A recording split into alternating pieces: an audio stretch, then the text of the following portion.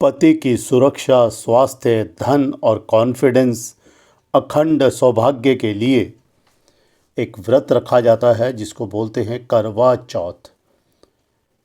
कार्तिक कृष्ण की चतुर्थी पर ये करवा चौथ का व्रत रखा जाता है। सौभाग्यवती स्त्रियां रखती हैं। विवाहित स्त्रियां पति की दीर्घायु के लिए, स्वास्थ्य के लिए इस दिन भगवान शिव और पार्वती की पूजा की जाती है और पूरा दिन उपवास रखा जाता है। निराहार, जल का भी ग्रहण नहीं करते। रात्रि में चंद्रमा को दर्शन करके उनको अर्घ्य देकर ये व्रत पूर्ण होता है। और आजकल एक परंपरा चल गई है कि छलनी में पति के दर्शन करते हैं, उसके बाद चंद्रमा के दर्शन करते हैं। ये कोई लॉजिक नहीं है, ना ये पौराणिक बात है, बल्कि छलनी का इस जो मैं कथा सुना रहा हूँ, बता रहा हूँ आपको, इसमें वर्णन दिया गया है। प्राचीन काल में इंद्रप्रस्थ नगरी में एक ब्राह्मण था और उसके 7 पुत्र और एक पुत्री थी। पुत्री का नाम था वीरावती। वीरावती का विवाह होने के बाद पहला करवा चौथ वो अपने पीहर में आ गई और अपनी भाभियों के साथ उसने करवा चौथ का व्रत किया। पहली बार करवा चौथ का व्रत था, उसको कुछ पता नहीं था। अचानक उसकी तबीयत बिगड़ने लगी और वो बेहोश हो गई।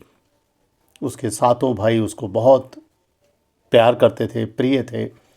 उनको अति चिंता हुई और उसका स्वास्थ्य देखकर कि ये बीमार हो जाएगी, ख़राब हो जाएगी, उन्होंने बहन की मूर्छा को दूर करने के लिए उससे कहा कि कुछ खाना खा ले, भोजन कर ले। उसने कहा नहीं, मैं व्रत रख के ही, पूजा पाठ करके ही खाऊंगी। तो भाइयों को एक नकली चंद्रमा बनाने के लिए मन में आया। एक भाई वट वृक्ष पर चढ़ गया, एक छलनी में दीपक जला लिया और बहन को बोला देखो चंद्रमा निकल आया। उस छलनी के अंदर दीपक को देखकर उसने सोचा दीपक चंद्रमा आ गया और उसने अपना व्रत अर्क देकर खोल लिया। अब उनका जो पति थे वो अचानक इस व्रत की पूर्णता नहीं होने के कारण, खंडित होने के कारण बीमार हो गए। अब पति बीमार रहने लगे तो इंद्राणी से पूछा वीरवती ने कि ये क्या दिक्कत है। तो उसने कहा तुम्हारा व्रत खंडित हो गया है, अगली बार पति के लिए पूर्ण उपाय करके भगवान कृष्ण की पूजा करना, भगवान शिव, पार्वती और गणेश की पूजा करना। आपके पति का स्वास्थ्य भी ठीक हो जाएगा और धन की समस्या भी दूर हो जाएगी। द्रौपदी ने भी भगवान श्री कृष्ण के परामर्श के अनुसार ये व्रत किया था। कुछ गलतियां हो जाती हैं, वो मत करना।